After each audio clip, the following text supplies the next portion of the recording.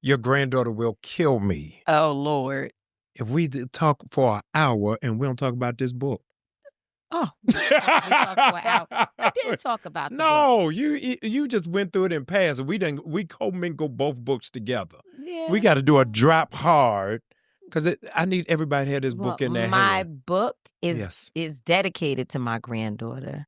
I write a few sentences to her, a dedication to her in the beginning where I say that this is a cheat sheet for life. That you can read this book and some things you don't have to experience because grandma already did it. Yes. You know, and I Live to Tell a Story is a coming of age story that really lays out the human side behind cameras and social media and the judgment of the world. There's a person and life is life and things are happening.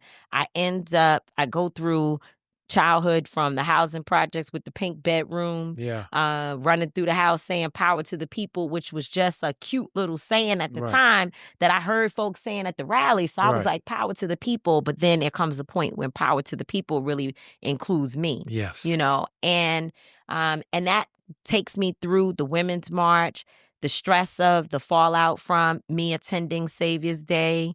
And then it takes you to a place that a lot of shame was there when I wrote about becoming addicted to prescription pills, having to go to rehab.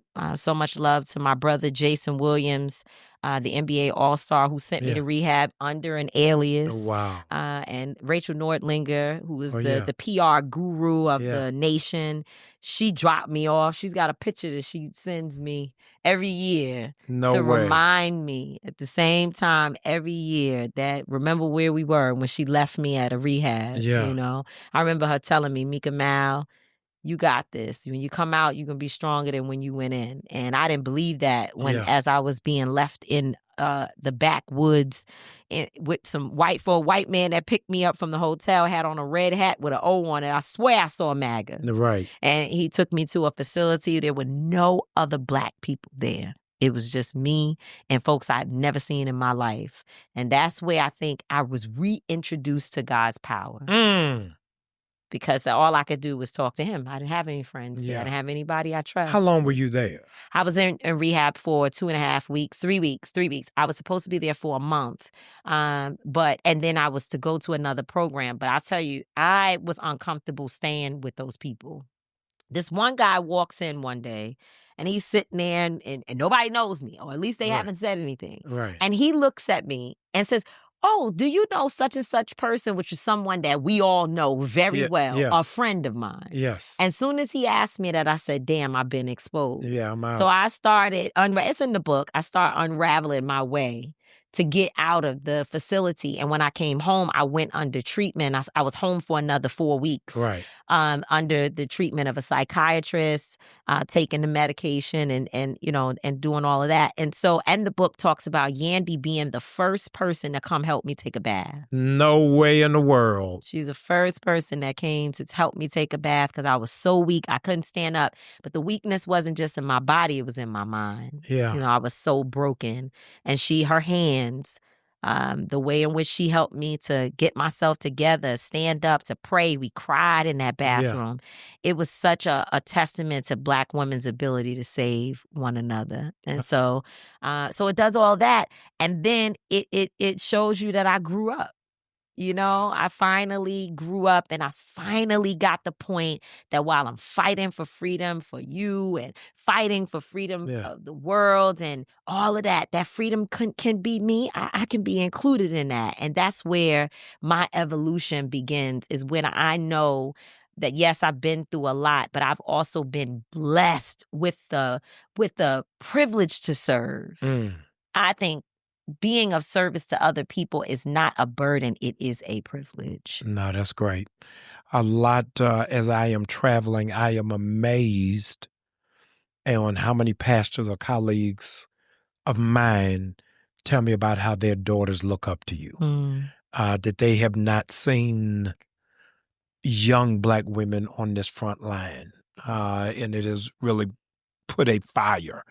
One, I was in Akron, Ohio, and he's telling me his daughter became a political science major because of listening to your speeches. Wow. And before she was going into accounting or something different. That's okay too. Yeah, we need yeah, yeah. accountants in Yeah, the we movement. need that too, but we need to replicate Yes, Meek Mal definitely. everywhere. I want you to take a moment and really just speak life to the next generation of young Black girls. Wow.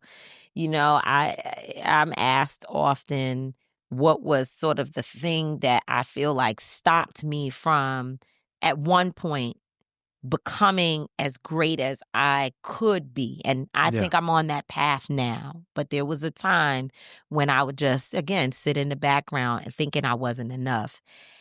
I tell all the young women around me, address the theys in your head. Because there's a lot of people telling you a story about yourself that you believe and carry with you. And then in the room, when you have a moment to shine, they pops up and says, you don't know what you're talking about. Right. You're not smart enough. You know, you're not prepared. Yes. And in fact, your instincts actually are so important for you to be able to tap into what's inside of you and know that everything you need, you already have, you know? And so I just say, have confidence in yourself as a young Black woman. Know that we have something that no one else has. Yes. It's in our stomach.